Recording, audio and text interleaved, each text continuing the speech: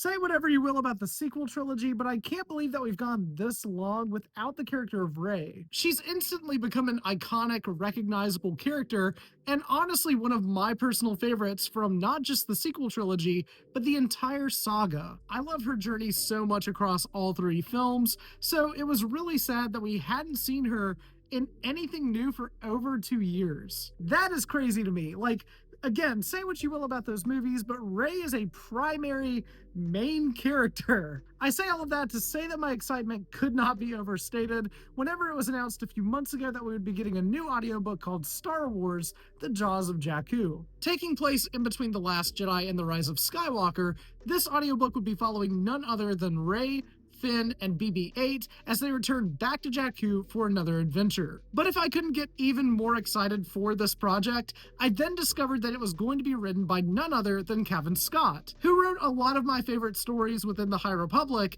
as well as the incredible Dooku Jedi Lost. And at the time of me making this video, this audiobook has been out for a few weeks now, so if you want to give it a listen, it's exclusively on Audible. So how was Rey's first Star Wars story in over 2 years? Well, the first thing that I want to just put out there, just point blank, this is definitely meant for younger readers. Which, in my opinion, is totally fine. Having read through the majority of canon, it's really surprised me as to how many middle grade books are exceptional when it comes to overall quality. But if you're an older fan and that kind of bums you out, don't be, because there's still pretty intense moments within this specific audiobook, despite it being for younger readers or listeners, which honestly, once again, really impressed me and honestly made the story even more exciting. The verbiage and writing styles are certainly more comprehensible for younger audiences, but both thematically and narratively speaking, these books still more often than none aren't afraid to hold back. It felt like there were actual stakes and scary things going on inside of the wreckage that our characters were exploring. I also think it's great to further build on the sequels and its characters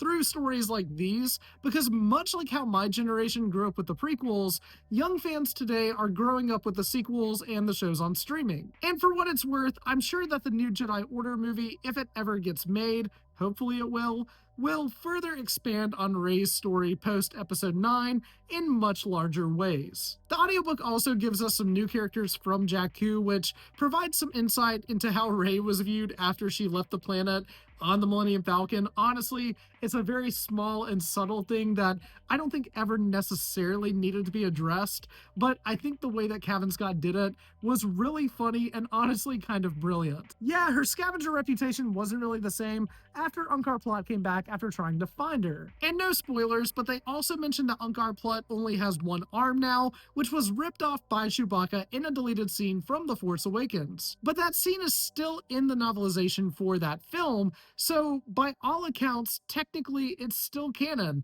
I always find it really cool whenever stuff like that is mentioned or brought back. However, to go back to the new characters very briefly, they provide the perspective for the story, so if you go into the audiobook thinking that it's going to be from Rey's perspective or Finn's, you might be a little bit disappointed. However, I did really end up enjoying the perspective that the story did have. It's a really good framing device. The whole audiobook feels very Indiana Jones inspired in a lot of ways, so if you're a fan of that series as well like myself, you'll probably end up appreciating that too. Overall, I think it's great to have Rey back in another Star Wars story, especially after going 2 entire years, really over 2 years by this point, without having her in any Star Wars story, which again is just kind of crazy to me. If you're expecting like this really big, insane, universe-shattering story about Rey and it just fundamentally adds so much stuff to her character and provides even more insight as to where she's at,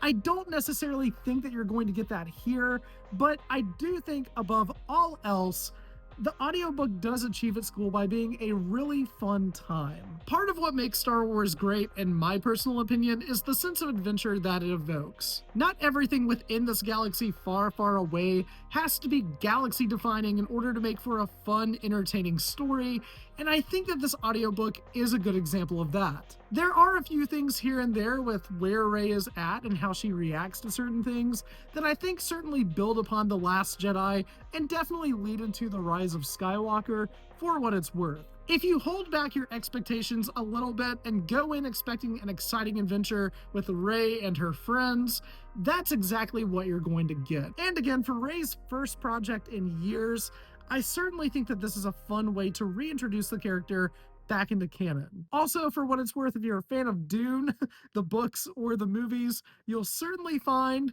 a certain aspect of this book that I don't want to give away, very reminiscent of that universe, and I think it's funny and it just kind of stuck out to me.